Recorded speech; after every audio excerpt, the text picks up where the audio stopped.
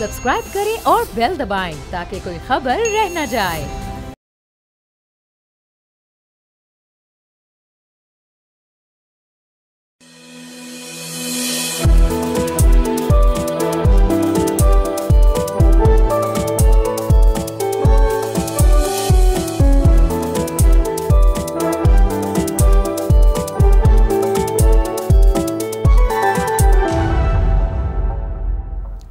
बिस्मिल्लाहिर्रहमानिर्रहीम। अस्सलाम वालेकुम नाज़रीन, प्रोग्राम फ्रंट पेज के साथ मैं हूं आपका होस्ट मोइज़ुर रहमान और मैं हूं अरीबा फातिमा।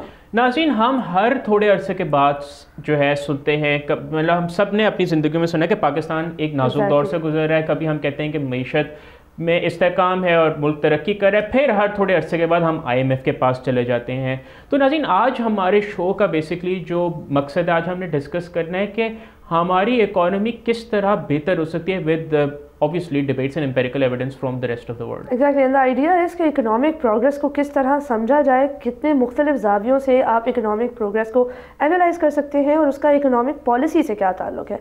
तो आइए पहले मोइज़ आपको आगाह करेंगे उनका क्या पर्सपेक्टिव। बिल्कुल नाज़रीन, जैसे कि हर चीज़ के बारे में मुख्तलिफ आरा होती हैं। एक सोशलिस्ट व्यू होता है इकोनॉमी के हवाले से, और एक नाज़रीन एक भी होता है कि अगर गवर्नमेंट अपना साइज कम कर दे या गवर्नमेंट अपनी इंटरवेंशंस कम कर दे तो मुआशी खुशहाली की तरफ जाया जा सकता है। मेरा नाज़रीन जो मेरा नुक्ता नज़र ये है कि अगर अपनी जो स्टेट इंटरवेंशंस होती है इकोनॉमी के हवाले से, जैसे हमें देखा जाए तो हमारे पास बहुत सारे कौमी सरकारी इदारे हैं, स्टील पेल, PIA, Pakistan railway, Pakistan television, और वो सब खसारे वाले इदारे हैं। अगर हम चाहते हैं कि इनको प्राइवेटाइज इस वजह से कर दिया जाए ताकि जो हुकूमती खसारा है वो कम हो जाए और वो ह्यूमन डेवलपमेंट पे स्पेंड हो सके। तो नाज़रीन, मेरा जो नुक्ता नज़र है वो मैं उसको रिलेट करना चाहता हूँ आज अर्जेंटीना से। उसकी वजह यह है कि अर्जेंटीना और पाकिस्तान दोनों ने 20 से ज़्यादा IMF प्रोग्राम्स लिए। इनफैक्ट IMF जो के पास अर्जेंटीना ने सबसे IMF की हिस्ट्री का सबसे बड़ा $75 अरब का, उन हमारे और अर्जेंटीना में मुमासलत इस वजह से ज़्यादा है नाज़रीन कि दोनों को ये प्रॉब्लम्स हैं कि हर थोड़े अरसे के बाद जो है अर्जेंटीना IMF प्रोग्राम में जाता है, स्टेबिलिटी लेके आता है मैक्रो इकोनॉमिक। पाकिस्तान की तरह हमारे भी करंट अकाउंट डेफिसिट्स जो सरप्लसेस में चले जाते हैं, हमारा भी प्राइमरी डेफिसिट ठीक हो जाता है, करेंसी में स्टेबिलिटी आ जाती है। बट देन जब दोनों ममालिक ग्रोथ की तरफ गए तो एकदम से बस सर्कल आ गया। तो अब नाज़रीन जो जावियर मिले ने जो कुछ काम किया, मैं उसके कॉन्टेक्स्ट में कहना चाहता हूँ कि पाकिस्तान यहाँ से सीख सकता है। वो जो है इस वक्त जो है उन्होंने, अगर आप अर्जेंटीना की पूरी हिस्ट्री देखें कि 1952 से लेकर उन्होंने काफ़ी ज़्यादा फेल्ड स्टेबलाइजेशन प्रोग्राम्स, कुछ अरसे की स्टेबिलिटी हुई, उसके बाद फिर बूम एंड बस साइकिल हो गया, और उससे ना इन्फ्लेशन जो है बिल्कुल कंट्रोल हो सकी, और करेंसी, पाकिस्तान के साथ भी यही मामला आया कि हमारी स्टेबिलिटी आती है और फिर एक बस होता है और फिर आपकी जो है पूरी इन्फ्लेशन हाई हो जाती है, हाइपर इन्फ्लेशन में आप चले जाते हैं। तो नाज़रीन, यहाँ पे बहुत ज़रूरी है कि मैक्रो इकोनॉमिक के साथ माइक्रो इकोनॉमिक, यानी जो रोज़मर्रा के आपके मईशत के जो मामला हैं उनको बेहतर किया जाए, किस तरह सिस्टम्स को स्ट्रीमलाइन किया जाए। अब अगर आप किसी भी यहाँ पे सरकारी दफ्तर में चले जाएं या आप FBR से बात करें, SECP से बात करें, तो आपको बहुत सारे प्रॉब्लम्स आते हैं, फ्रिक्शंस आते हैं सिस्टम में। आपको कहीं कहीं रिश्वत भी देनी पड़ती है और ब्राइबरी रैम्पेंट है। इसी तरह की चीज़ें अर्जेंटीना में भी रही, लेकिन अब जो उनके लीडर हैं जावियर मिली, उन्होंने ये कहा है कि वो आप प्रायोरिटाइज़ करेंगे माइक्रो इकोनॉमिक स्टेबलाइजेशन को। और उन्होंने कहा है कि उन्होंने एक इकोनॉमिस्ट लगाए फेडरिको स्टर्जिंगर, उन्होंने कहा है कि हम ब्रेक डाउन करना चाहते हैं कॉम्प्लेक्स टैरिफ्स, इंटरमीडियरीज जो बीच के बहुत सारे मामला होते हैं जिसको आप मिडल मैन भी कह सकते हैं, और रेगुलेशंस और बहुत सख्त रूल्स, और ताकि क्योंकि नाज़रीन जब आप बहुत ज़्यादा प्रोटेक्शनिज्म देते हैं, बहुत ज़्यादा आप जो है कंपनीज़ को एक फ्री इकोनॉमी में ऑपरेट नहीं करने देते, तो फिर मोनोपोलाइजेशन हो जाती है। अगर आप किसी को बहुत ज़्यादा सब्सिडी दें तो उस कंपनी की मोनोपोली रह जाती है। अब नाज़रीन, इस सब की वजह से ये हुआ कि वहाँ पे जो है अर्जेंटीना में इन्वेस्टमेंट के लिए बेहतर कंपनीज देखा, या फ्रिक्शन कम है, तो वहाँ पे स्पेशली चाइनीज़ इन्वेस्टमेंट बहुत ज़्यादा अट्रैक्ट हुई है पोर्ट्स की तरफ, क्योंकि अर्जेंटीना के पास बड़े पोर्ट्स हैं, वह चाइना। अब उसकी माइक्रो इकोनॉमिक स्टेबलाइजेशन के जो कुछ मेजर्स लिए हैं, वहाँ पर उनकी जो अफरात ज़र है जो कि बहुत ऊपर, नाज़रीन उनकी inflation was more than 80% Argentina, जब उन्होंने $75 अरब का IMF प्रोग्राम के वहाँ के जो इंटरेस्ट रेट्स हैं देवर हिस्ट्री हाई जाने पड़े। उन्होंने फिर जो है इन्फ्लेशन के उनके डिक्लाइन आया, और अब इससे जो है अर्जेंटीना के लोगों में एक नई उम्मीद आई है कि जिससे लोगों की परचेसिंग पैरिटी बेहतर होगी।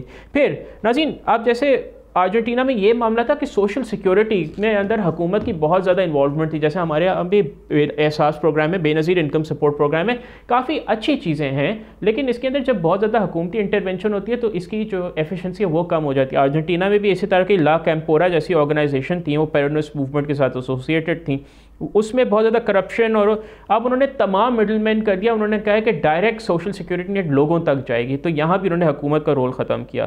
फिर नाज़रीन बात करते हैं पोर्ट सेक्टर रिफॉर्म। ये सारी नाज़रीन वो एग्जांपल्स हैं कि अगर हुकूमत अपना रोल मिनिमाइज कर दें in the operating system of N economy, आपकी मईशत खुशहाल हो सकती है।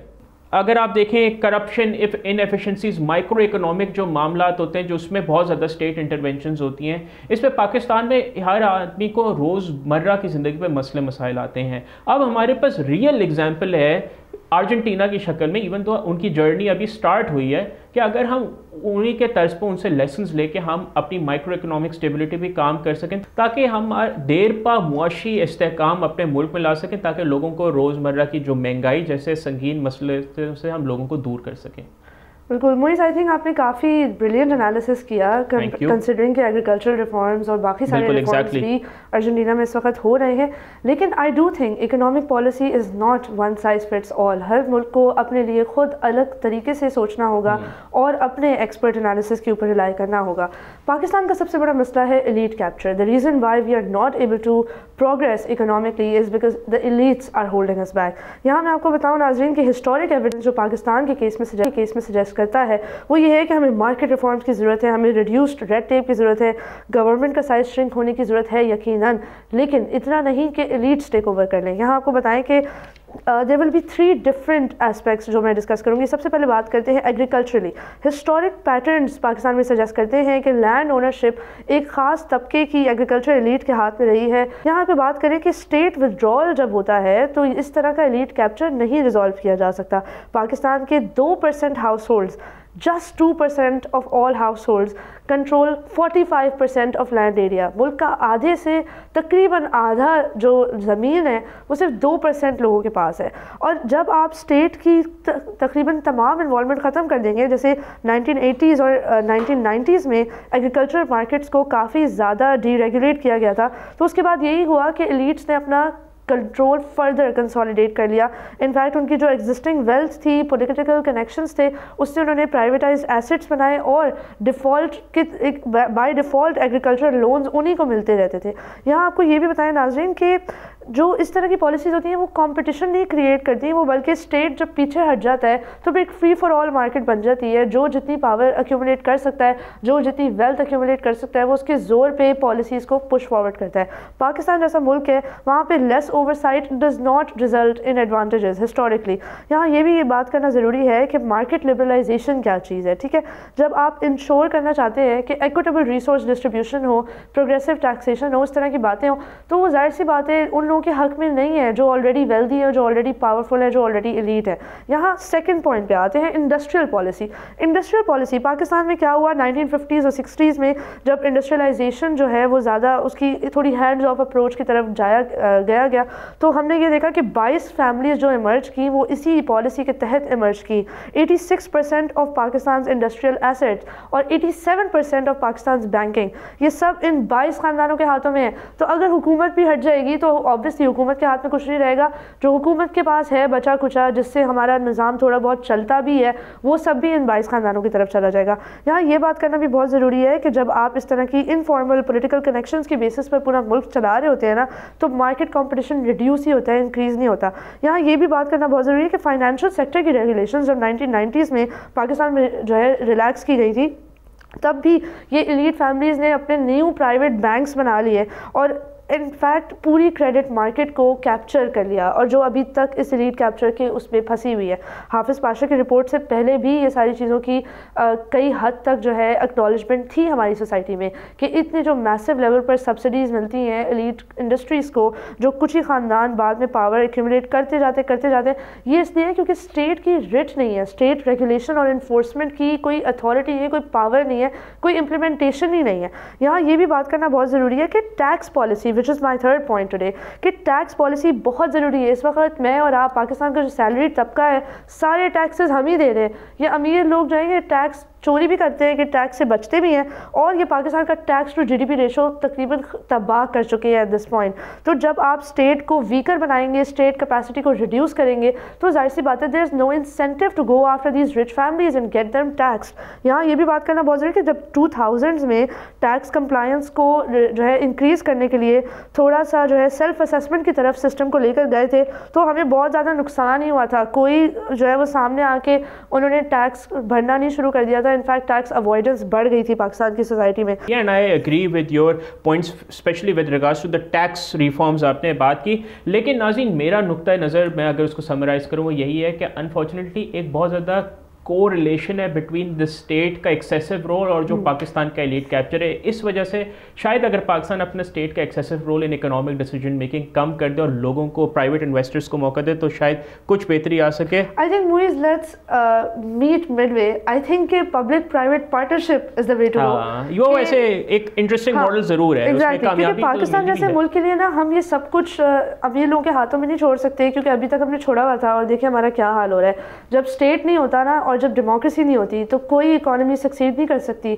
बगैर डेमोक्रेसी के कुछ भी नहीं चल सकता। इकोनॉमी भी रुक जाती है, मईशत भी ठप हो जाती है, एग्रीकल्चर भी नहीं चलता, कुछ नहीं होता। तो नाज़रीन, हमने अरीबा और मैंने तो अपनी साइड्स बयान कर दी, अब ये अवाम डिसाइड करे और पॉलिसी मेकर्स के उन्होंने क्या करना है।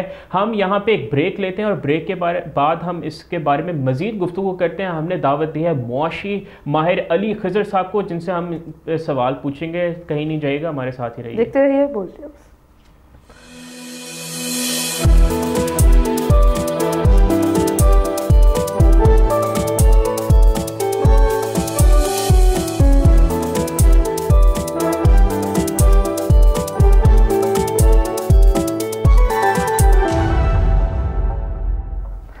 नाज़रीन, welcome back to front page. Break से पहले आपने देखा कि मैंने और मोइज़ ने किस तरीके से डिबेट किया two different perspectives on economic policy. Moeez का कहना था कि हमें स्टेट इंटरवेंशन को रिड्यूस करना चाहिए, और मेरा कहना था कि स्टेट को और स्टेट की रिट को बहाल करना चाहिए ताकि एलीट कैप्चर ख़त्म किया जा सके। अब हम बात करेंगे एक बहुत ही जो है मारूफ इकोनॉमिक एक्सपर्ट से। बिल्कुल नाज़रीन, इस हवाले से हमने गुफ्तगू करने के लिए दावत दी है जनाब अली खिज़र साहब को। हेड ऑफ रिसर्च है बिज़नेस रिकॉर्डर में, और बहुत ही मोतबर और मुस्तनद तज्ज़िया होता है इनका, खसूसी तौर पे मईशत के हवाले से। बहुत शुक्रिया आपने हमें वक्त दिया हमारे शो में आने के लिए अली खिज़र साहब। Thank you Moiz, thank you Fatima for having me. Ali Khizar साहब, सबसे पहला आपसे सवाल यही है ऑब्वियसली, क्या आपने जो है वो पाकिस्तान के भी जो माजी करीब का IMF प्रोग्राम्स बहुत ज़्यादा क्लोजली आपने मॉनिटर किए हैं। इवन जो अर्जेंटीना का $75 अरब का जो IMF का हाईएस्ट प्रोग्राम था, और दोनों ममालिक के 20-20 IMF प्रोग्राम्स हैं, तो कुछ ना कुछ कदरें जो है मुश्तरक लगती हैं दोनों मुल्क की मईशतों की। तो आप ये बताएं कि दोनों के बुनियादी मसाइल क्या हैं दोनों ममालिक के? देखिए, बुनियादी मसला तो वही है कि फिस्कल इंडिसिप्लिन और इसके साथ जो चीज़ें शुरू होती हैं, और वहाँ से जो है एक ओवरऑल आपकी सिचुएशन जो करप्शन की हो जाती है। फिर IMF का एक अम्ब्रेला आता है, पॉलिसीज गलत होती हैं, IMF की पॉलिसीज को शॉर्ट टर्म में अप्लाई किया जाता है, वो काम नहीं करती हैं, वो बस साइकिल चलता रहता है। ज़रा अर्जेंटीना का स्केल पाकिस्तान से क्राइसिस में काफ़ी बड़ा रहा है। उनकी हाइपर इन्फ्लेशन 90s में भी रही है, उनकी अभी भी हाइपर इन्फ्लेशन रही है। हमारे यहाँ तो हाइपर इन्फ्लेशन तकरीबन एक ही दफ़ा में तकरीबन वो भी करीब करीब से देखी थी, यानी कि वहाँ तो अभी पिछले साल भी 200% तक इन्फ्लेशन परहैप्स थी वहाँ पे। हमारे यहाँ तो मैक्सिमम जो है वो 38% पे गई थी अभी, जो बहुत सख्त तकलीफ में थी। और इससे पहले हमें 2008 में थोड़ी सी मिली थी, या 1970s में जब ग्लोबली एक सिचुएशन थी उसमें मिली थी। तो वो जरा उधर की इंटेंसिटी उधर की ज्यादा है, उधर के लोग उधर के जरा थोड़े हैं, जरा उनका लाइफस्टाइल, उनकी इकोनॉमी का साइज, उनका पर कैपिटा इनकम हमसे बड़ा है। बट ये है कि कुछ हालात वहाँ पे भी अच्छे नहीं थे। और जब बुनियादी मसला ये होता है कि जब एक आप किसी भी वजह से क्राइसिस में आ जाते हैं, मतलब अर्जेंटीना की अपनी रीजन है जिसकी वजह से क्राइसिस में है, पाकिस्तान की अपनी रीजन है जिसकी क्राइसिस में है, उसमें कुछ सिमिलैरिटीज भी हो सकती है, डिफरेंशिएशन पॉइंट ऑफ व्यू हो सकते हैं। बट उनको जो एक उनको जो फ्रेमवर्क दिया गया वो एक ही फ्रेमवर्क है जो पिछले को काफी सालों से चल रहा है, 2-3 दिहाई से चल रहा है। वो IMF का फ्रेमवर्क है कि उनका कि जी आपने किस तरह अपने बैलेंस ऑफ पेमेंट को अपलोड रखना है ताकि आपने अपने क्रेडिटर्स के साथ जो है वो करेक्ट रह सके, या अपने ट्रेडर्स के इंटरनेशनल ट्रेडर्स के साथ करेक्ट।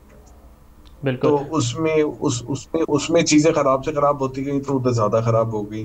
बट उधर आपने देखा है कि वहां पे अब जो नए वहां पे आए हैं प्रेसिडेंट जो है वो बड़े डायनेमिक हैं और बड़े वो रेडिकल हैं, और वो बड़े बड़े सख्त किस्म के वहां पे रिफॉर्म्स कर रहे हैं। तो बड़ा इंटरेस्टिंग टाइम है वहां पे। Very interesting. IMF प्रोग्राम की स्टेबलाइजेशन आती है और इन्फ्लेशन थोड़ी कंट्रोल में आती है जैसे आज है, but then when it comes to long term reforms के माइक्रो इकोनॉमिक जो आपके चैलेंजेस हैं उनको एड्रेस करें हम, उसके चक्कर में उसके बजाय हम ग्रोथ को टारगेट करने पे चले जाते हैं और दोबारा एक बस्ट आ जाता है। अब जो अर्जेंटीना ने कुछ माइक्रो इकोनॉमिक रिफॉर्म्स को प्रायोरिटाइज करने की बात की है और उसके उनको कुछ रिजल्ट्स भी आए हैं, वेयर द थीम इज के जो स्टेट का रोल है with in economic decision making और जो पूरी उसकी जर्नी है उसमें कम किया जाए। आपका उसके बारे में क्या ख्याल है और what lessons does it offer to Pakistan? हुकूमत का साइज छोटा होना और उसके काम की एफिशिएंसी के आने में दोनों के अंदर एक बैलेंस है और दोनों साइमल्टेनियसली होनी चाहिए। और इसमें बिल्कुल पाकिस्तान का हुकूमत का साइज तकरीबन पूरी अगर फेडरल प्रोविंशियल और सारी हुकूमतों को मिला के और उसकी एफिशिएंसी को देखने तो 2/3 से ये कट हो सकता है, और ये कट होगा तो बहुत बुनियादी इसमें फर्क आएगा और एफिशिएंसी उसमें आनी चाहिए। जो अर्जेंटीना के अंदर जो माइक्रो इकोनॉमिक रिफॉर्म्स हो रहे हैं वो बड़े इंटरेस्टिंग है, और आप अगर इसको देखें तो जो माइक्रो इकोनॉमिक हम लोग जो करते हैं वो एडजस्टमेंट्स करते हैं। हम जो है कि जब इंटरेस्ट रेट ऊपर करते हैं, एक्सचेंज रेट को एडजस्ट करते हैं, फिस्कल ऑस्टेरिटी करते हैं और अपने एसेंशियल खर्चों को भी कम करते हैं। तो उसको जो हम चीज़ों को करते हैं वो इस वजह से करते हैं कि हमारे पास स्पेस नहीं रहती है और हमें ये ट्रीटमेंट करनी है, इकोनॉमी को एक स्लो डाउन करना है और उसको एक स्टेबल फॉर्म में लेके आना है। तो वो चीज़ होती है, वो रिफॉर्म नहीं होते, वो एडजस्टमेंट्स होती हैं। जैसे अगर आपको तकलीफ हुई है तो आप जाके पेन किलर ले लेते हैं, वो आपकी तकलीफ कम कर देती है, या आप और तरह की वो सिम्टोमेटिक ट्रीटमेंट कर लेते हैं कि वो आपकी कम हो जाती है, बट आप बीमारी का इलाज नहीं करते। तो आपकी बात से ये बात भी जाहिर होती है कि बेसिकली पाकिस्तान में इकोनॉमिक पॉलिसी कोई ख़ास एक्सपर्ट्स तो बैठ के बना नहीं रहे होते, डिफरेंट लॉबीज़ और डिफरेंट ग्रुप्स और उनके इंटरेस्ट के थ्रू ये पॉलिसी जो है वो सिवियरली इम्पैक्ट हो रही होती है। तो to what extent do you think कि पाकिस्तान का economic problem has to do with elite capture, the state's elite capture, and to what extent do you think that links with Argentina? Deep state से ये मतलब है कि grade 1 और grade 16 के अंदर जो बहुत बड़ी ऑफिसर कैटेगरी है जो प्रोविंशियल गवर्नमेंट में और जो फेडरल गवर्नमेंट के अंदर है वो एक बहुत सारे सिस्टम के अंदर वो चीज़ों को वो खराब कर रहे होते हैं, जिससे एक माइक्रो लेवल पे इनएफिशिएंसीज आ रही होती हैं बहुत सारा, और गवर्नमेंट और जो कनेक्ट होता है लोगों का वो गवर्नमेंट से जो है वो बड़ा वो डिस्कम्फर्टिंग होता है। तो वो एक वो भी चीज है, तो वो उसको लेके आना फिर एक आप तो कहेंगे इकोनॉमिक पॉलिसीज के अंदर आ रहे हैं, बट हम बात करें कि क्योंकि हुकूमत का साइज इतना बड़ा है और उसकी एक सर्विस डिलीवरी जैसे एक पुलिसिंग की बात हो गई है, आपकी एनवायरमेंटल की छोटी छोटी बात हो गई है और बहुत सारी चीजों की है, उसमें आप देखें तो बहुत बुरे हालात हो जाते हैं, बहुत लोग भी हैं। तो वो उन चीजों को आपको अपने ठीक करना है सबसे पहले, और उसके साइज को कम करना है ताकि आपके एक मैक्रो इकोनॉमिक स्ट्रक्चर ठीक हो, और फिर उसके बाद आपको एक राइट किस्म की लीडरशिप चाहिए जो जिस तरह अर्जेंटीना में आई है, जो उन्होंने सबसे पहले मिनिस्ट्रीज का साइज खत्म किया, गवर्नमेंट का साइज खत्म किया, फिर वो बड़े बोल्ड किस्म के रिफॉर्म्स ला रहे हैं जो एलीट कैप्चर की भी जिसमें बात होती है, बहुत सारी पॉलिसीज होती हैं कि जी ऑटो पॉलिसी आ गई, उसकी सनसेट क्लॉज नहीं है, तो उसकी सनसेट क्लॉज लेके आनी है, किस तरह आना है। हमने LNG इंपोर्ट पे बहुत ज्यादा जोर दिया, हमने अपनी डोमेस्टिक प्रोडक्शन पे जोर नहीं दिया क्योंकि इंपोर्टर्स की लॉबी है, सो एंड सो फोर्थ, बहुत सारी इस तरह की लॉबीज एग्जिस्ट कर रही होती हैं। फिर शुगर इंडस्ट्री की बहुत बड़ी लॉबी है और तरह की बहुत बड़ी लॉबीज हैं वो एग्जिस्ट कर रही होती हैं, रियल एस्टेट की है, वो सारी उन सबको भी आपने एड्रेस करना है, बट उसको सब चीजों को इकट्ठा करना है।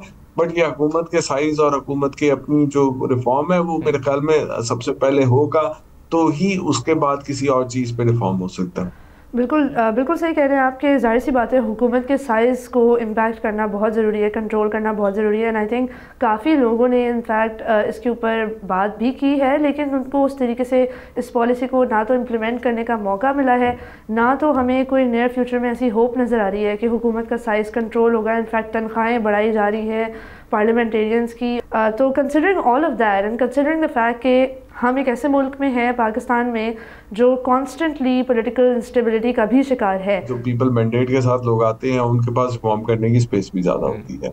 तो वो आपकी बात बिल्कुल ठीक है, ये होना चाहिए। बट एक कुछ लोगों की राय ये है कि जी ये हुकूमत, चूंकि इसको लोगों ने वोट देना नहीं, ना वोट दिया है, तो ये रिफॉर्म कर लें, तो उन्हें तो वोट तो जिधर से मिलना है उधर से ही मिलेगा, एक ये है। फिर दूसरी राय ये है कि जी चूंकि ये हुकूमत बिल्कुल क्लचेस पे आई हुई है, उनको वोट आया नहीं, तो वो बड़ी कोशिश कर रहे हैं वोट लेने की। तो इस तरह के दोनों कैंप गवर्नमेंट के अंदर मौजूद हैं और वो कंफ्यूजन है, और वो यही इशू एस्टैब्लिशमेंट का है कि वो लोगों की जो है एक तरफ से वो जो मतलब उनकी लाइकिंग जो टुवर्ड्स ये बहुत ज्यादा होती थी, अब शायद कम हो गई है, तो उसको किस तरह बहाल किया जा सके। और इन सब चीजों के लिए वो इकोनॉमिक रिकवरी जो एक है, क्योंकि जो परचेजिंग पावर इरोजन और जो एम्प्लॉयमेंट की प्रॉब्लम है, बट प्रॉब्लम यह है कि यूथ को एम्प्लॉयमेंट चाहिए। आपकी स्टेबिलिटी से एम्प्लॉयमेंट नहीं दे रही अभी भी। आज भी जिससे बात करो वो अपने अंदर से वो जो है थोड़ी सी कहीं ना कहीं लोग कम कर रहा होता है, तो वो एम्प्लॉयमेंट तो नहीं आ रही। तो यूथ को ये इन्फ्लेशन 4% होने से, इंटरेस्ट रेट 12% होने से, स्टॉक मार्केट डबल होने से मतलब उसको फर्क नहीं पड़ता। उसको फर्क पड़ता है जब उसकी एम्प्लॉयमेंट आती है। और बहुत सारी एम्प्लॉयमेंट आजकल रिमोट और out of the country freelancing के थ्रू भी आ रही है, जिसको इंटरनेट रेंडर करने की वजह से भी बड़े मसले हैं। तो ये डिस्कनेक्ट है जी, बिल्कुल डिस्कनेक्ट है। एंड ऑल्सो जो माइक्रो इकोनॉमिक जो मसले मसाइल लोगों की ज़िंदगी में, जैसे अगर उसने कोई कहीं काम कराया तो यहाँ पे शायद उसको रिश्वत देनी पड़े, या अगर जैसे FBR के साथ जो मसले मसाइल हैं, वहाँ अर्जेंटीना के तर्ज पे आई थिंक काम करने की ज़रूरत है। अगर मैं आपसे पूछूं।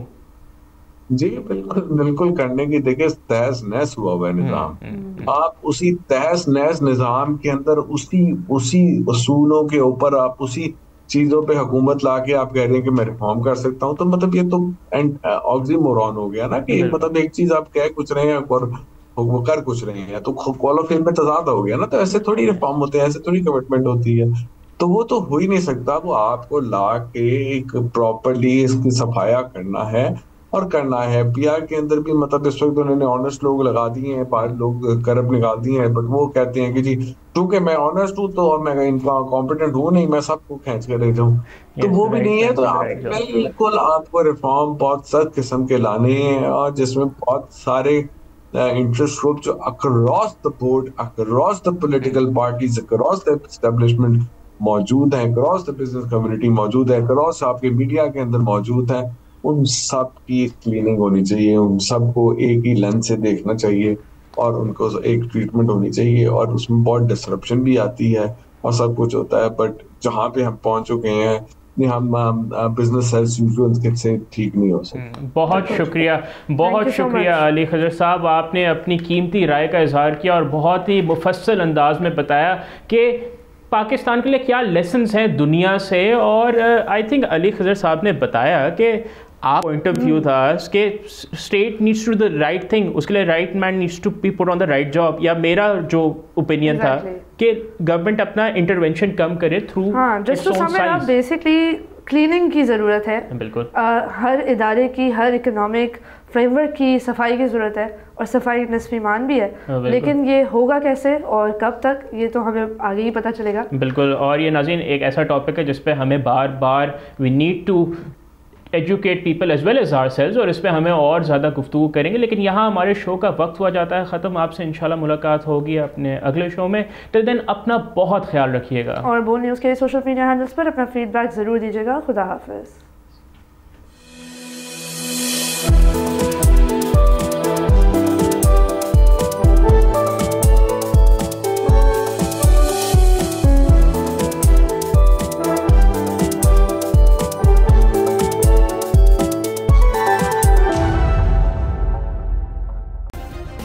सब्सक्राइब करें और बेल दबाएं ताकि कोई खबर रह न जाए।